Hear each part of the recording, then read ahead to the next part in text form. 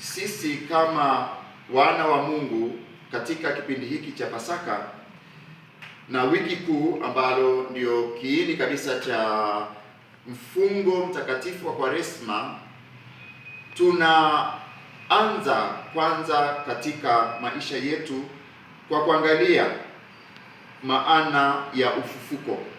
Mtakatifu Paulo mtume katika waraka wake wa kwanza kwa Wakorinto sura ile ya 15 mstari wa 12 anasema, sasa maadamu inahubiriwa kwamba Kristo amefufuliwa kutoka wafu, baadhi yenu mnawezaje kusema kwamba hakuna ufufuo wa wafu? Kama hakuna ufufuo wa wafu, basi Kristo naye hakufufuka. Na kama Kristo hakufufuka, basi mahubiri yetu hayana maana na imani yetu haina maana. Neno la Bwana. Tumshukuru Mungu. Wiki kuu ni nini? Juma kuu ni nini? Ni kilele cha mateso, kifo na hatimaye ufufuko wa Bwana wetu Yesu Kristo. Jumapili ya Matawi ni Jumapili iliyotangulia wiki kuu. Ni Jumapili iliyotangulia zile siku kuu tatu: Alhamisi Kuu, Ijumaa Kuu na Jumamosi Kuu, tunaposubiri katika ufufuko wa Bwana wetu Yesu Kristo. Pasaka ni nini? Pasaka ni sherehe ambayo ina msingi wake katika ufufuko wa Bwana wetu Yesu Kristo. Tunapozungumzia Pasaka, tunapaswa kutofautisha aina mbili za Pasaka. Kuna Pasaka ya Wayahudi na Pasaka ya Wakristo. Sasa tuanze na Pasaka ya Wayahudi. Ni ile sherehe ya Wayahudi ya ukumbusho na kukumbukumbu la wana wa Israeli, jinsi Mungu, jinsi Yawe alivyowakomboa wana wa Israeli, taifa takatifu, kutoka utumwa wa Farao, kutoka utumwa wa Wamisri. Na hii tunasoma katika kitabu cha Kutoka sura ile ya 12 mstari wa 42. Tunasoma, usiku huo ambao Mwenyezi Mungu alikesha ili kuwatoa Waisraeli nchini Misri unapaswa kuadhimishwa na Waisraeli wote na vizazi vyao vyote kama usiku wa kukesha kwa heshima ya Mwenyezi Mungu. Na inaendelea, kitabu hicho kinaendelea kutoa taratibu za Pasaka. Sura hiyo ya 12 mstari wa 43 na kuendelea. Tunasoma, Mwenyezi Mungu aliwaambia Mose na Haruni, yafuatayo ni maagizo juu ya adhimisho la Pasaka. Mgeni yeyote hatashiriki chakula cha Pasaka, lakini mtumwa yeyote aliyenunuliwa kwa fedha baada ya kumtahiri ataruhusiwa kushiriki. Msafiri yeyote wala kibarua yeyote hatashiriki chakula hiki. Mwana-kondoo wa Pasaka ataliwa katika nyumba moja. Pasaka ya Wayahudi, kanuni, vigezo na masharti ya Pasaka ya Wayahudi. Pia katika kitabu cha Walawi sura ile ya 23 mstari wa 5 hadi wa 8 tunapewa maagizo, tunapewa kanuni na miongozo ya jinsi Pasaka ya Wayahudi ilivyopaswa kusherekewa. Pasaka hiyo iliitwa ni Pasaka ya Wayahudi na ilionyesha lile tendo la Mungu kupita juu ya vizingiti vya nyumba, juu ya milango, ili kuwalinda wale wazaliwa wa kwanza. Sasa tuangalie Pasaka hiyo ya Wayahudi ilisherekewa na dhabihu, ilisherekewa kwa kula chakula, pia kwa kutoa malezi, sio tu chakula, malezi kwa watoto wa Kiyahudi. Kitabu cha Kutoka sura ya 12 mstari wa 3 na kadhalika. Tukiacha kutafakari msingi huo wa Pasaka ya Wayahudi, tuangalie Pasaka ya Wakristo.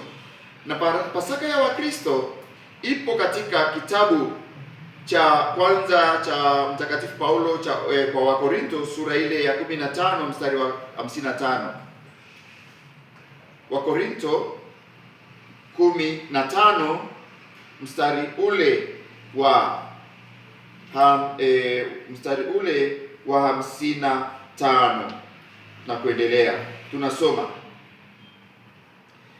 kifo, ushindi wako uko wapi? Uwezo wako wa kuumiza uko wapi? Kifo hupata sumu yake katika dhambi, nayo dhambi hupata nguvu yake katika sheria. Lakini tunamshukuru Mungu aliyetupatia ushindi kwa njia ya Kristo Bwana wetu. Maneno makubwa kabisa, maneno ya msingi kabisa. Ni tukio la pekee basi, Pasaka ya Wakristo ni tukio la pekee kabisa la Kristo kufufuka kutoka mauti, kutoka kaburini. Tunasoma katika Injili ya Mtakatifu Yohane sura ile ya 20, Yohane sura ile ya 20 aya ya kwanza hadi ile ya 29. Inahusu kufufuka kwa Kristo na kaburi wazi. Alfajiri na mapema Jumapili, kukiwa bado giza, Maria Magdalena alikwenda kaburini, akaliona lile jiwe limeondolewa mlangoni pa kaburi. Basi akaenda mbio hadi kwa Petro na yule mwanafunzi mwingine ambaye Yesu alimpenda, akawaambia, wamemwondoa Bwana kaburini, na wala hatujui walikomweka. Petro pamoja na yule mwanafunzi mwingine wakaenda kaburini. Wote wawili walikimbia, lakini yule mwanafunzi mwingine alikimbia mbio kuliko Petro, akatangulia kufika kaburini. Alipoiona na kuchungulia ndani, aliona ile sanda, lakini hakuingia ndani. Simoni Petro naye akaja akimfuata, akaingia kaburini. Humo akaona sanda na kile kitambaa alichofungwa Yesu kichwani. Hicho kitambaa hakikuwekwa pamoja na hiyo sanda, bali kilikuwa kimekunjwa na kuwekwa mahali peke yake. Kisha yule mwanafunzi mwingine aliyetangulia kufika kaburini akaingia pia ndani, akaona, akaamini. Akaona na akaamini. Tunasema ni tukio la pekee kabisa. Pasaka ya Wakristo ni utimilifu wa maaguzi ya manabii mbalimbali. Manabii mbalimbali zaidi ya miaka 5,000 kabla ya kuzaliwa Kristo. Hebu tufikirie miaka 5,000 kabla ya kuzaliwa Kristo. Maana yake ukijumlisha miaka 5,000 kabla ya kuzaliwa Kristo na miaka 2026 baada ya kuzaliwa Kristo, maana yake Kristo huyu ambaye aliaguliwa, atazaliwa na baadaye atateswa, atakufa na atafufuka, aliaguliwa zaidi ya miaka 7,026 iliyopita, na manabii au maandishi zaidi ya 3,000 ndani ya miaka hiyo 5,000. Kristo huyo ni Alfa na Omega. Tunasoma katika kitabu cha Ufunuo wa Yohane sura ile ya 22 mstari wa 13. Ni Alfa na Omega. Maandiko matakatifu, Mtakatifu Paulo kwa Wakorintho sura ile ya 15 mstari wa 14 anatuambia, na kama Kristo hakufufuka, basi mahubiri yetu hayana maana. Kwa hiyo kiimani, hoja hiyo ya ufufuko wa Kristo ni hoja ya msingi sana, yenye mashiko katika maandiko matakatifu.